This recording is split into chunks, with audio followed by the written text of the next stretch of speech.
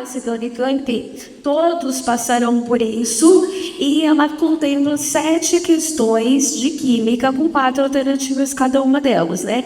A, B, C e D. A segunda fase, você vai ter química para todas as carreiras que vocês escolherem, tanto da área de ciências da natureza, quanto de ciências exatas e tecnológicas. Eu fiz uma pesquisa depois dos assuntos que mais caem nesses últimos anos e eu vou mostrar para vocês. Mas agora eu gostaria de fazer um comentário que é extremamente importante, que vocês vão encontrar na prova da Unicamp, uma prova contextualizada. Esse contexto sobre alguma questão de química, ela tanto pode vir na forma de artigos científicos, quanto também do que tá na mídia. Então, um assunto que estão nos grandes meios de comunicação, ela vai colocar ali. Mas entenda que o contexto, quando a gente fala assim, eu tenho um texto para ler na questão de química sobre um determinado assunto, ele não é só para te mostrar o que a química pode ser aplicável, mas com certeza você terá ali, nas questões, nos textos, informações extremamente relevantes, tanto para você construir a sua linha de raciocínio, quanto para você conseguir chegar na resposta. Então, quando você começa a ler uma questão de química, não ignore o texto. Já vai ali com o seu lápis, com a sua caneta, listando tópicos que você vai julgar importante para a sua resolução. Além de ser uma questão, então, extremamente contextualizada, você vai encontrar na prova de química, com certeza, muito gráfico, muita tabela, figuras, esquemas, que com certeza também você vai precisar interpretar para resolver a sua questão. Então, a análise de dados como parte da resolução do exercício, com certeza você vai encontrar, certo? Eu coloquei ali relações entre conteúdos, porque a gente pensa assim, aquele exercício 5 de química, caiu termoquímica. Só. Não que seja só, mas assim, o que eu quero dizer é que geralmente você vai ter relações entre conteúdos. Então tem um exercício de termoquímica que você vai ter que descobrir ΔH para saber se é processo endotérmico ou exotérmico. E aí você vai chegar numa primeira parte da sua resposta. Depois, com certeza, você vai ter um segundo momento em que você vai ter essa relação de termoquímica, por exemplo, uma questão ambiental. Você vai ter, por exemplo, uma questão de eletrólise, mas na segunda parte do item, você vai ter uma questão que vai ter que discutir se aquele sal ou se aquele óxido tem caráter ácido ou básico. Então, a gente vê dentro de uma mesma pergunta vários conteúdos sendo cobrados de maneiras interligadas, ok? Ali, eu coloquei para você ter atenção às unidades, porque a Unicamp ela gosta um pouco de brincar com unidade. A gente, quando escuta, por exemplo, mol, a gente faz muita relação um grama, massa e grama. E a gente vê muitas vezes a Unicamp colocando, ao invés de mol, colocando milimol. Aí você fala, já era, não faço a mínima ideia do que seja isso. Não, mas ela é boazinha no sentido que ela vai te dar subsídios para você conseguir interpretar aquela unidade que pode ser que você não esteja muito acostumado. Então, vou pegar esse exemplo do milimol. Quando a gente fala assim, mililitro, né, o ml, você sabe o que é? O que é? 1 litro equivale a 1000 ml, por isso mililitro. Ou então, 1 grama equivale a 1000 miligramas. 1 mol equivale a 1000 milimol. Então, o contexto lembra que eu falei da prova contextualizada? Uma prova que tem tabela, uma prova que tem gráfico, você consegue, mesmo que você não tenha familiaridade com alguns conceitos de unidade, chegar em conclusões. Então, não se desespere. Sempre que você ver uma questão, leia com atenção. Beleza? E aí, como eu falei para vocês, eu fiz um levantamento, primeiro, dos assuntos que mais caíram no ano passado, nesse último vestibular, né? E aí, os assuntos mais recorrentes foram dentro da área da físico-química e da química geral.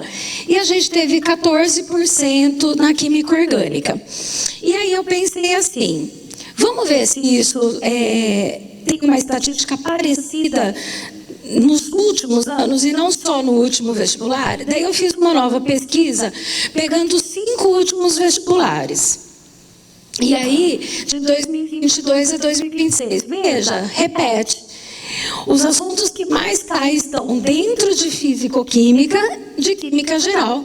E depois a gente tem assuntos relacionados ao meio ambiente, isso sempre. Às vezes a estatística não cai igual do ano passado. Ah, não cai o meio ambiente. Não, às vezes ela está embutida em algum conceito de meio ambiente, mas meio ambiente, o que a gente chama de química verde, é um assunto que a Unicamp adora, e a gente vai conversar um pouquinho melhor sobre isso. Caiu conceitos de atomística e de química orgânica. Aí você pode me perguntar assim, beleza, o assunto que mais cai está claro para nós que é da área de físico-química. Mas o que é mesmo que tem lá dentro de físico-química que vale a pena eu dar uma revisada? Então vamos lembrar. A gente tem alguns conceitos importantes aqui. O primeiro deles é termoquímica. O que tem termoquímica? Até foi um exemplo meu aqui. ΔH. Saber se o processo, aquele processo, absorve ou libera energia. Tudo que é relacionado à energia é muito importante para o vestibular da Unicamp. Então, processos endotérmicos, processos exotérmicos, em alguns momentos, até o cálculo desse ΔH, usando lei de Hess, entropia de ligação, de formação. Tá doendo. Outro tópico, eletroquímica, então, reações de oxidação e redução. E aí, uma reação de oxidação espontânea, que são as pilhas, uma reação de oxidação forçada, não espontânea, que são as eletrólises, né? Então, são assuntos que caem bastante. Soluções. Quando a gente fala soluções aqui, a gente vai entender pouco cálculo de concentração de soluções, né? Concentração comum, concentração molar, mas aqui também a gente pode ter aquelas curvas de solubilidade. Como a Unicamp ela gosta muito de gráfico, curva de solubilidade, como é o comportamento de uma substância em água, né? A solubilidade dela aumenta com o aumento da temperatura ou ela aumenta com a diminuição da temperatura. Então, a análise gráfica aqui pode aparecer. Cinética química, que estuda o que é? Velocidade dos processos e tudo que pode influenciar. Então, superfície de contato, catalisador, temperatura. Catalisador, que eu falei, é um assunto que pode ter interdisciplinar com biologia, né? Porque o que a gente tem na biologia que é catalisador? As enzimas. Então, a gente pode ter muita questão interdisciplinar relacionada a isso. Equilíbrio químico. Gente, equilíbrio químico é assim, um cai e o outro também. Equilíbrio químico, principalmente deslocamento de equilíbrio químico. Equilíbrios iônicos. O que seria o equilíbrio iônico? Por exemplo, o equilíbrio que vai envolver a ionização de ácidos ou a dissociação de bases. E dentro de equilíbrio químico, a gente também inclui aqui pH. Pode ter cálculo de pH? Até pode, numa segunda fase. Mas aqui o pH, no sentido de você entender a escala. Então, qual que é a escala de pH a 25 graus? De 0 a 14. O 7 é o neutro. Tudo que está abaixo de 7 é o quê? Ácido. Tudo que está acima de 7 é básico ou alcalino, né? Então, essas análises, elas serão importantes também. Hidrólise salina. Então, será que um sal, quando ele é adicionado na água, ele me dá uma solução neutra? Nem sempre. Ele pode me dar uma solução de caráter ácido, uma solução de caráter básico. E eu coloquei em azul, eu coloquei uma outra cor, porque radioatividade, ela não está... isso aqui que eu estou colocando foram os temas que mais caíram nos 5 últimos anos. Radioatividade, ela não está nessa minha pesquisa. Mas eu trouxe, porque ela entra dentro de termoquímica, e eu acho que vale a pena você dar uma revisada esse ano. E no final da minha aula, eu vou falar por quê. Tá? Mas eu já estou colocando aqui para te dar uma pulguinha aí atrás da orelha, beleza? Dentro de química geral, o que a gente tem?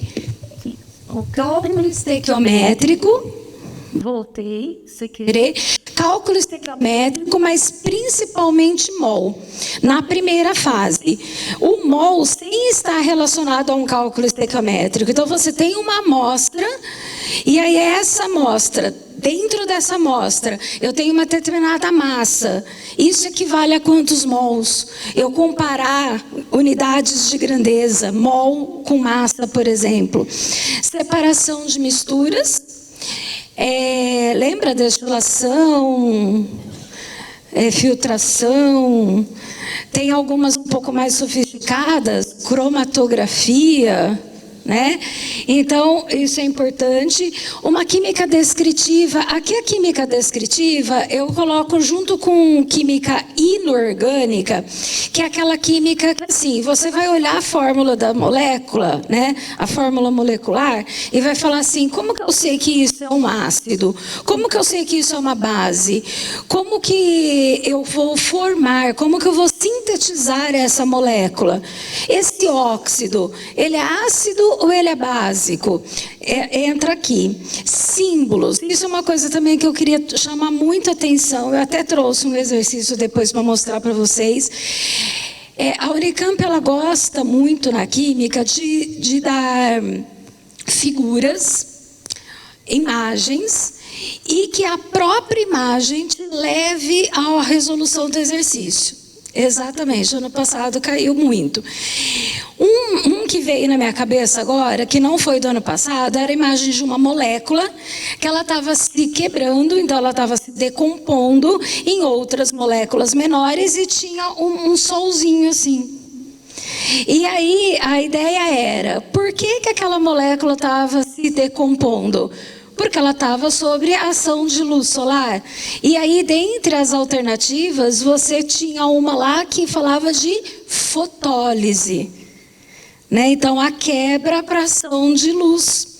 Então, você consegue chegar, de repente, em alternativas, ou ficar entre duas, pelo menos, se você tiver um olhar atento aos símbolos, ok? E eu coloquei em azul aquilo que eu falei que não caiu nos últimos 5 anos, mas que faz tempo que não cai. E como tudo é cíclico, eu resolvi colocar aqui também para você pensar. Gases, já faz um tempo que não cai. Propriedades específicas da matéria. O que seria propriedades específicas da matéria? Curva de aquecimento, densidade, ponto de fusão, ponto de ebulição. Como que é uma curva de aquecimento quando você tem uma substância pura, mas quando você tem uma mistura?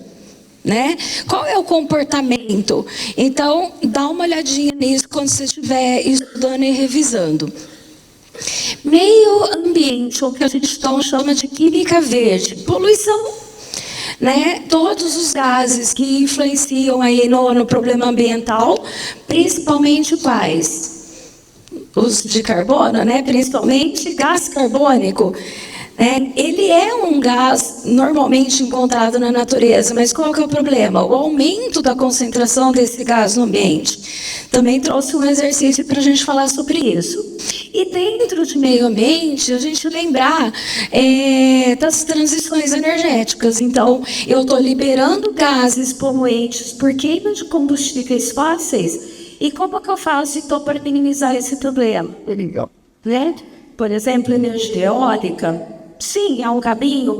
Então, esses assuntos de transição energética também entraria aqui. Tá aí a atomística, dentro de atomística, forças intermoleculares. Vocês lembram o que é isso? Isso, monte de hidrogênio, que a gente hoje chama de ligação de hidrogênio, de polo permanente, de polo induzido, mas posso dar uma dica? A Unicamp gosta não só de forças ou seja, entre moléculas. Ela gosta também que você analise a interação entre uma molécula e um íon. Então, é o que a gente chama de uma interação íon-dipolo. Então, quando eu tenho íons dissolvidos na água, esses íons estão sobrelatados, estão envolvidos por moléculas de água. E ali a água é uma molécula polar. Ela tem um dipolo. O que é polar? Polo positivo, polo negativo? É por isso polar. Então, a interação da molécula polar com íons que estão ali naquele meio.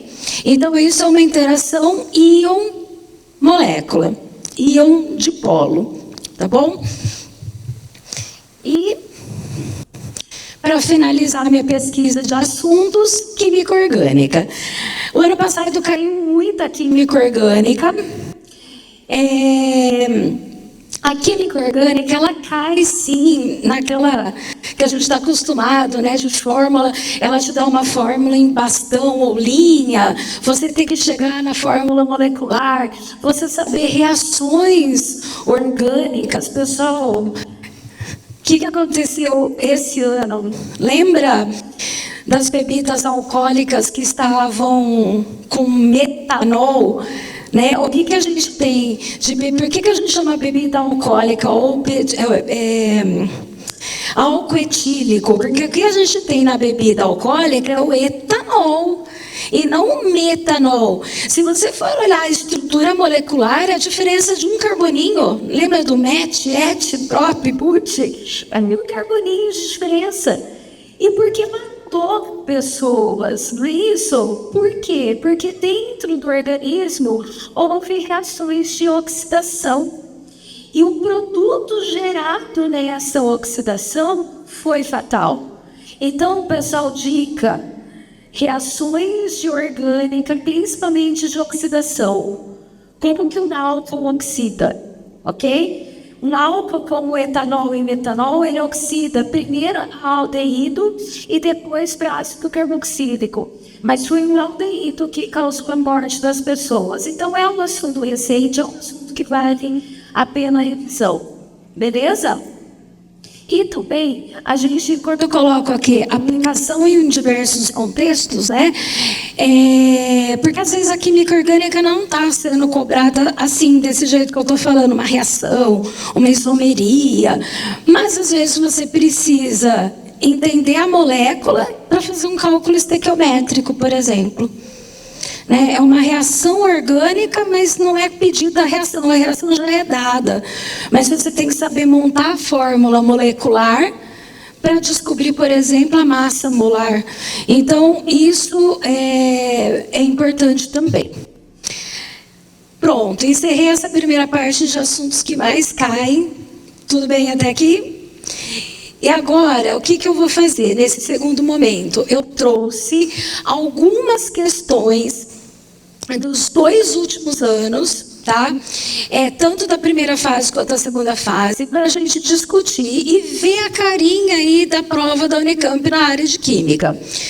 Lógico, eu não vou ter tempo de revisar muitos conceitos, embora eu vá fazer isso em alguns exercícios para a gente poder chegar na resposta. Mas a minha ideia aqui é mostrar para vocês qual é o perfil da prova. Então, assim, quando eu pegar a prova de Química, vou lembrar daquela dica. Olha, eu vou analisar isso, tá? Para vocês conseguirem entender como funciona a prova. Por que eu vou começar com uma questão de 2025, a primeira fase. A gente vai fazer a primeira leitura. Lembre-se que é um contexto e que você precisa compreender o contexto, certo? Vamos ler aqui comigo. Os repelentes tópicos para a pele foram projetados para proteger por contato ou a pequena distância contra picadas de insetos. Além desses, aos repelentes ditos espaciais, compostos cuja ação repelente é garantida para distâncias um pouco maiores. Um repelente espacial cria uma zona livre de mosquitos causadores de arboviroses. Olha agora.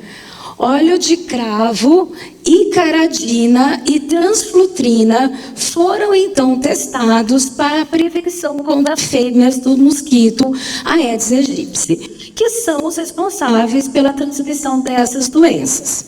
Os resultados desses testes estão mostrados na figura, que na verdade é um gráfico. Olha o gráfico. E eu não trouxe esse gráfico à toa. Eu quero chamar muito a atenção uma carinha muito particular da Unicamp, que é você ter gráfico que a gente chama de duplo eixo Y. Se vocês repararem, a gente tem aqui no eixo X a concentração do princípio ativo do repelente, e a gente tem nesse eixo Y aqui, ó, ele vai comparar a concentração com o efeito repelente. Então, o que é o efeito repelente? O mosquito não vai chegar até mim. E do outro lado, você tem um eixo que é o efeito inseticida. O que seria o efeito inseticida? Eu vou matar o mosquito, certo? E aí, não ignore nada que a Unicamp te der, nada. Olha como ela foi bonitinha aqui. Ela te dá uma legenda. E ela fala assim, que todos os símbolos que estão pintados são referentes à repelência. Então, aqui, esses que estão pintadinhos, eu vou fazer a análise, o mosquito vai chegar ou não até mim. E ali, os símbolos que estão só contornados, eu vou estudar a mortalidade, ou seja, o efeito inseticida. Então, a gente vai fazer duas comparações, né? Vamos ver o que ela vai perguntar. Com base nos resultados experimentais, é correto afirmar que na faixa considerada, pega a primeira alternativa, só para a gente entender. A transflutrina, a icaradina, o óleo de cravo tem ação repelente, mas não tem ação inseticida. Né? E aí ela vai fazendo essas comparações.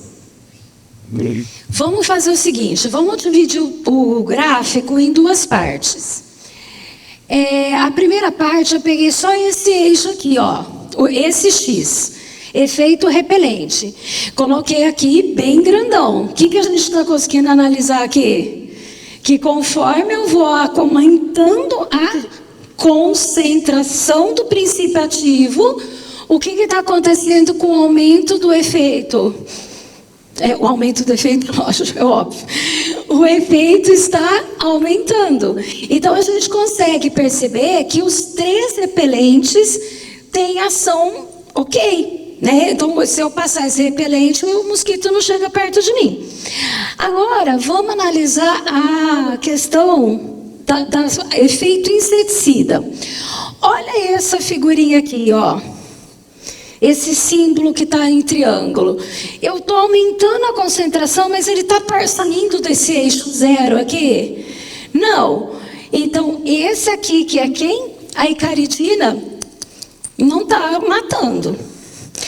Olha os quadradinhos. Também, eu vou aumentando a concentração, o efeito inseticida, zero.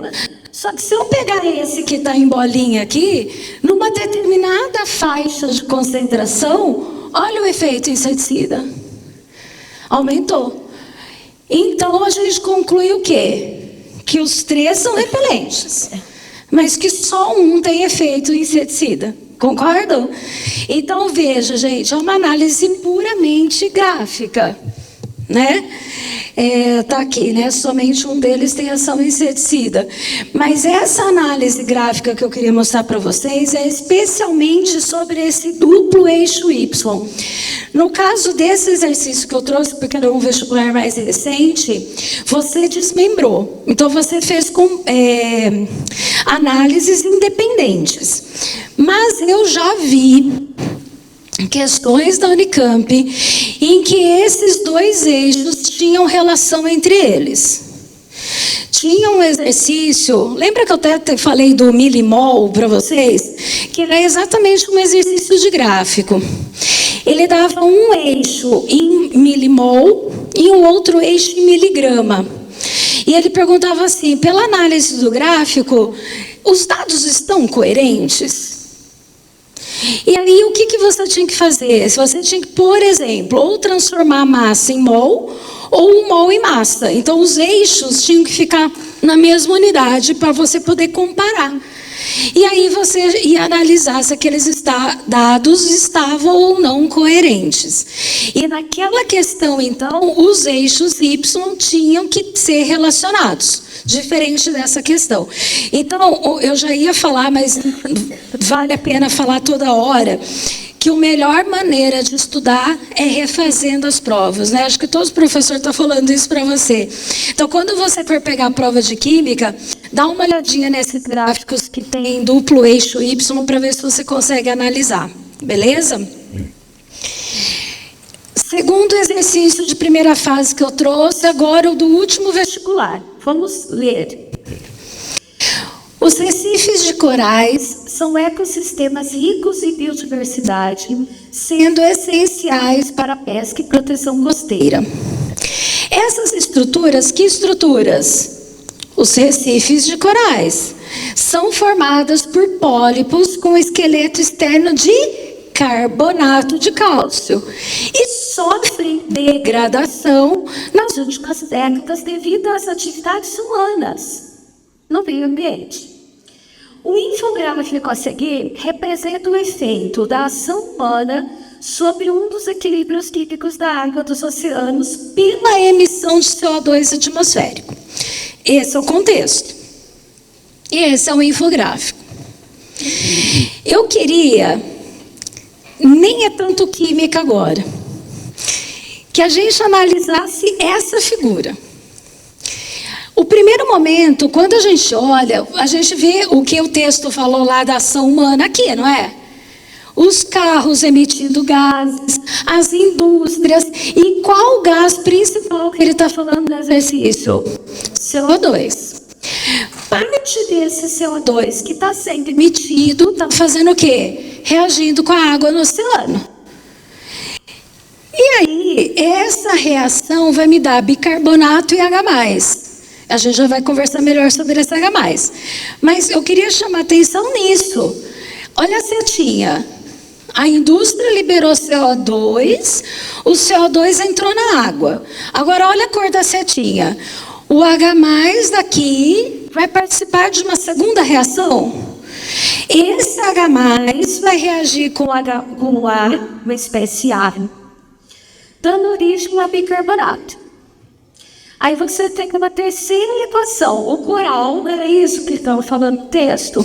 O coral vai também sofrer uma reação que vai liberar cálcio e uma espécie C. Essa espécie C é essa espécie A. Vocês conseguem perceber isso? Olha, faz a analogia com o CO2. A setinha em preto. A indústria liberou CO2, o CO2 entrou na primeira equação. E olha as setinhas brancas. O H+ entrou ali. Então, se aqui ele falou que C entrou aqui, é porque C é igual a A. Concordam?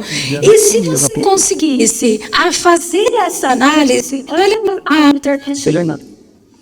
Ele fala assim, com base nas informações enunciadas no infográfico, é correto afirmar que as espécies A, B, C são respectivamente.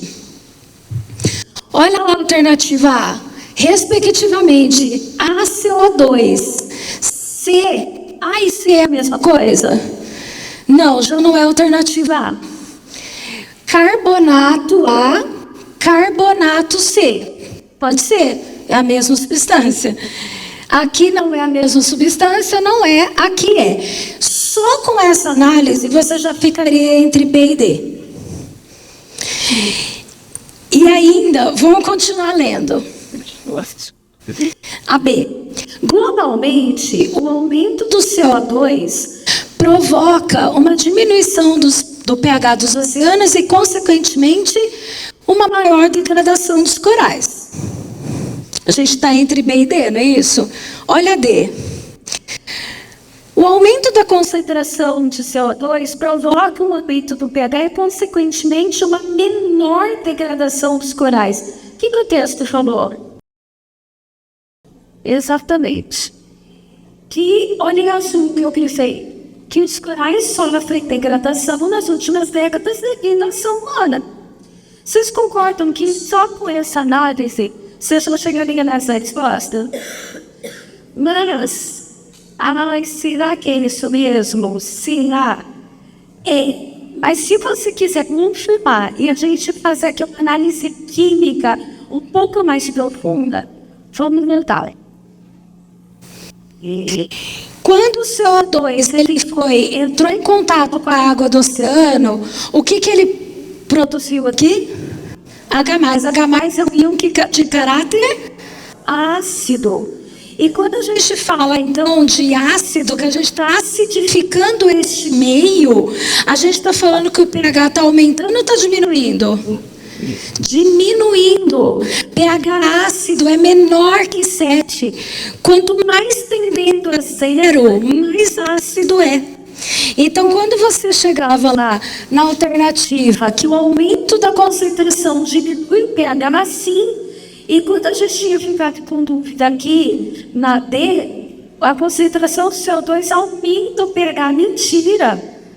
Porque ele está acidificando, então o pH tem que diminuir. Tudo bem?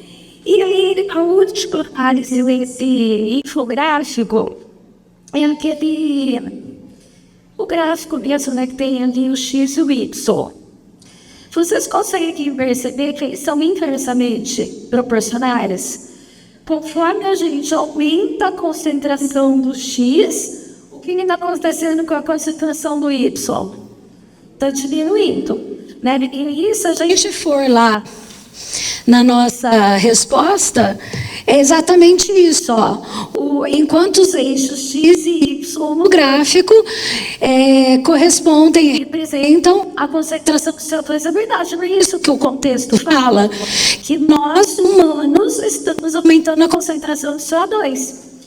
E por que a concentração de carbonato é que está diminuindo? Porque está degradando o coral, certo? Tudo bem, pessoal? Então, figura, aquilo que eu comecei, acho que praticamente no meu primeiro slide. A Unicamp adora gráfico, ela adora figura. Não ignore dados de figura na prova de química. Acho que essa é a minha terceira e última de primeira fase. 2025. Vamos ler. Os submarinos nucleares conseguem submergir por longos períodos, pois geram uma quantidade enorme de energia elétrica para ser usada internamente. Um dos desafios a ser enfrentados diz respeito à manutenção da atmosfera interna da embarcação, o que garantiria condições respiráveis. Para tanto, controla-se as concentrações de oxigênio e gás carbônico. Em vista dessa descrição, você, como responsável por essa manutenção, sugeriria a combinação dos seguintes ações. Só aí a gente está entendendo o quê? Que submarinos, eles vão percorrer longos períodos. Então, os tripulantes precisam respirar. Se eles precisam respirar, eles precisam ter oxigênio suficiente. Só que quando a gente respira, o que a gente elimina? CO2. Então a ideia é, eu preciso manter oxigênio e eu não posso saturar de CO2. Né? E aí ele me dá as alternativas. Eu queria que você percebesse que as alternativas lembra aquela questão assim, sempre duas coisas ele pergunta no mínimo, no mesmo exercício. Veja, para gerar O2, ele me dá algumas opções, e depois para absorver o CO2. Vamos na primeira parte. Para gerar O2, quais as opções que ele me dá? Destilação direta da água do mar. Na B, eletrólise da água purificada do mar. Na C, destilação da água purificada do mar. E na D, eletrólise direta da água do mar. Aqui, pessoal, tinha um conceito que vocês precisavam lembrar, que é o seguinte. Se eu quero, olha o verbo que ele usou. Ele quer gerar oxigênio. O que é gerar? Produzir, formar, sintetizar. E as minhas opções são destilação e eletrólise. Destilação é um método de separação de misturas, é um processo físico. Eu não gero nada, eu não estou produzindo nada. Então, você só com essa ideia de que destilação não gera novos produtos, você já elimina duas alternativas. E a eletrólise, ela é um processo de oxidação e redução, né? Então, você gera novas substâncias. Então, você já ficaria entre B e D. Depois eu falo sobre isso de água purificada e não purificada. Vamos imaginar que então você partiu deste raciocínio. Aí você vai falar, bom, eu quero agora absorver CO2. Olha o CO2 de novo. O ano passado, ele entrou lá no exercício anterior que eu trouxe com um problema ambiental, não foi isso? CO2 na água acidificou a água, né? Aqui o CO2 de novo, não como um problema ambiental, mas de novo uma característica que é o CO2. Gente, CO2, ele está sempre. É importante que você saiba que CO2 é um óxido de caráter ácido. Se esse óxido tem caráter ácido e eu quero retirá-lo do meio, o que eu preciso reagir? Com uma base. Com alguém de caráter oposto, fazer uma neutralização, né? Então, como a gente tinha ficado na letra B, uso de uma solução básica e aqui uso de uma solução ácida, a gente já chegaria na alternativa B. Fechou? Certo? Aí vocês podem perguntar o que foi que aconteceu. Depois foi de 2025. Meus alunos chegaram e falaram assim, mas Patrícia, do porquê que era água purificada? O que tinha a ver água purificada, água não purificada? Pelo amor de Deus. Vamos lembrar, de novo, gente, não dá para eu ficar aprofundando. Mas eu vou aqui, jogar um pouquinho da ideia. E se você tiver alguma dúvida, dá tempo de você revisar, procurar o seu professor, beleza? Eu trouxe assim. As equações da eletrólise. E eu trouxe ali primeiro da água não purificada. O que a gente tem no mar em grande quantidade? Sal, principalmente o sal de cozinha, o NaCl, cloreto de sódio. Cloreto de sódio, NaCl, é um composto iônico. Se ele está na água, ele está dissociado. Então você tem os íons Na+ e Cl-. Só que além dos íons do sal, você tem os íons da própria auto-ionização da água. Então você tem os íons H+ e OH-. Quando a gente faz a eletrólise, nesse caso, ainda com o sal de cozinha lá, na água do mar, lembra que a eletrólise é um processo forçado, não é um processo espontâneo? Você vai aplicar uma corrente elétrica e você vai descarregar os íons. O que isso significa? O ânion, que está com o elétron, vai perder o elétron. E esse elétron vai para quem? Para o cátion. Porque é um processo não espontâneo. Só que no caso ali, a gente tem 2 íons negativos, o hidroxila e o cloreto, e a ideia é, quem é que vai perder esse elétron? E ali a gente tem 2 cátions que podem receber elétrons, o Na+, e o H+. Quem oxida, quem reduz, quem ganha, quem perde elétron? A gente tem uma disputa de... Já foi. Eu apertei sem querer. Aqui, a gente tem uma disputa de íons, né, que a gente chama de prioridade de descarga ou facilidade de descarga. Então, se você recordar, então, na hora que você for fazer a revisão, vocês vão lembrar o seguinte: metais das famílias 1, 2 e o alumínio não têm facilidade de descarga. Eles não têm facilidade de redução, de sofrer a reação de redução. Então, quem sofre a redução é o H+ da água, formando o gás hidrogênio. E quem sofre a oxidação é o íon cloreto, formando o gás cloro. Então, quando a gente tem o sal, por causa da competição dos íons, algum desses produtos é gás ou oxigênio que eu precisava produzir para poder respirar lá no submarino? Não. Então, por que a Unicamp trouxe como alternativa correta que a água do mar está purificada? Porque não podia ter o sal para competir nessa eletrólise. E quem sofre a redução ia continuar sendo o H+, mas quem oxida é a hidroxila da água. E ao oxidar, ela gera gás oxigênio, que é o que ele precisava no processo. Tudo bem, pessoal? E aí, então, era essa a resposta. Isso, exatamente. Eu cheguei na resposta sem saber isso. Eu só quis aqui trazer uma contribuição a mais aí, beleza? Última questão, e é uma questão de segunda fase, também do último vestibular. Vamos ler.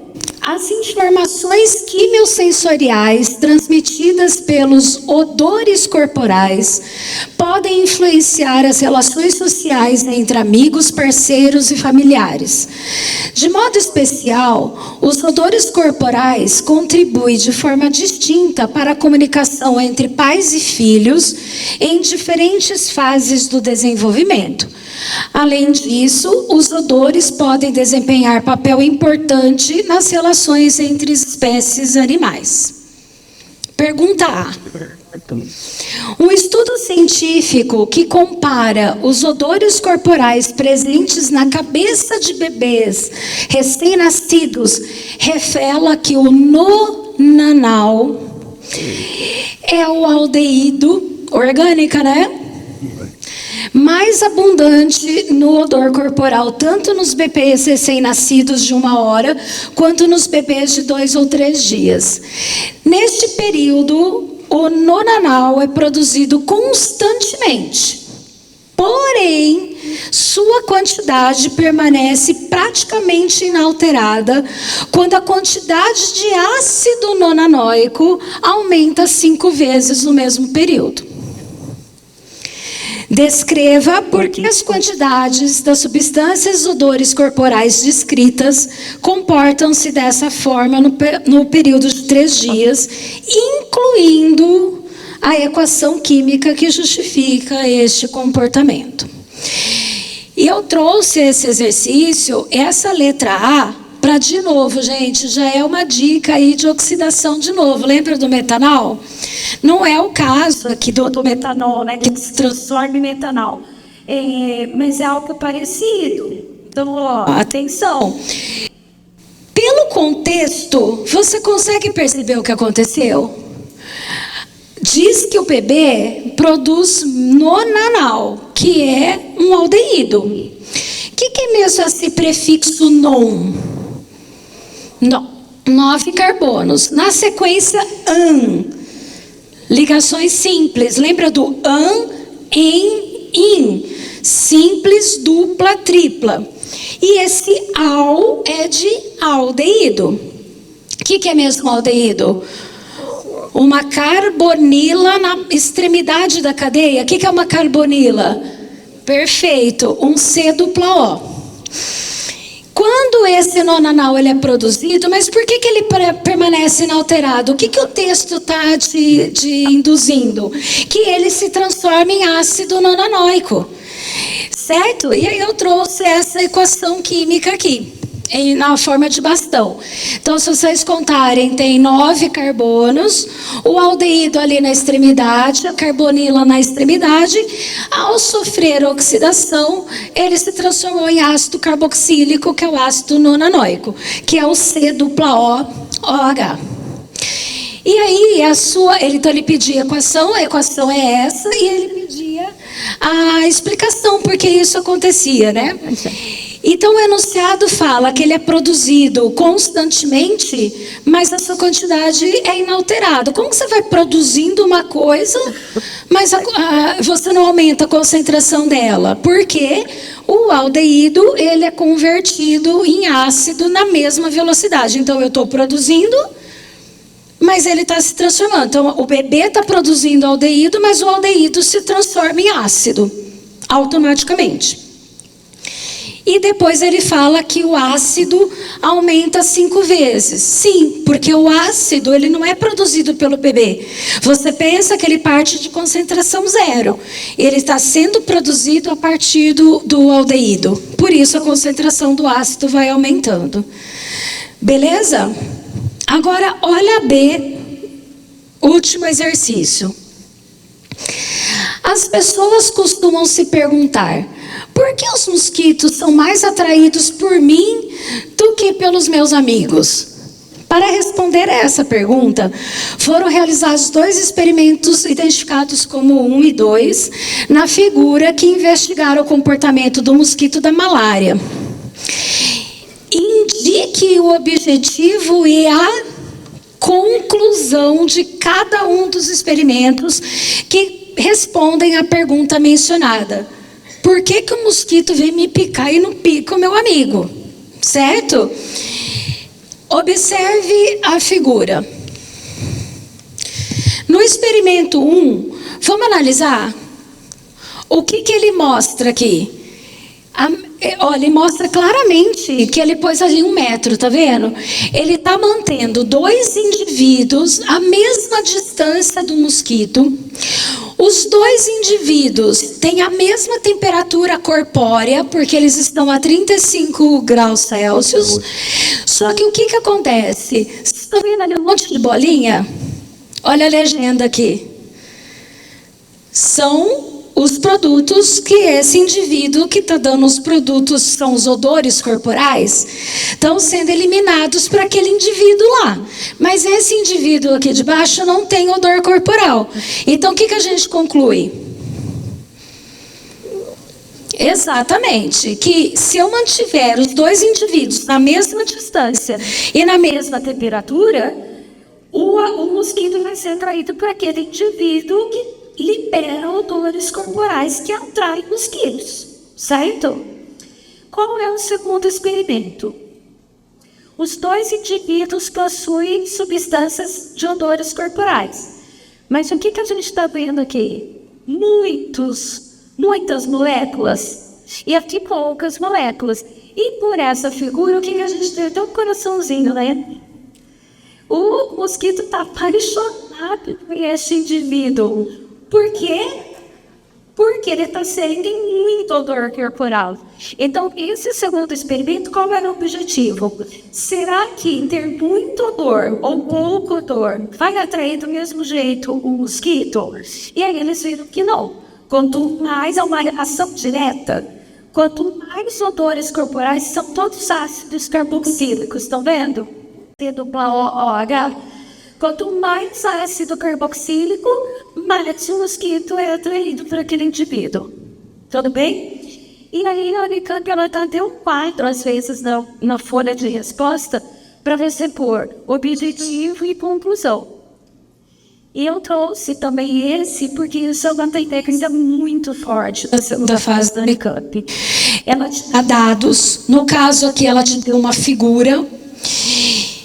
Você pode ter gráfico, pode ter tabela, e ele quer que você conclua sobre aquele dado experimental.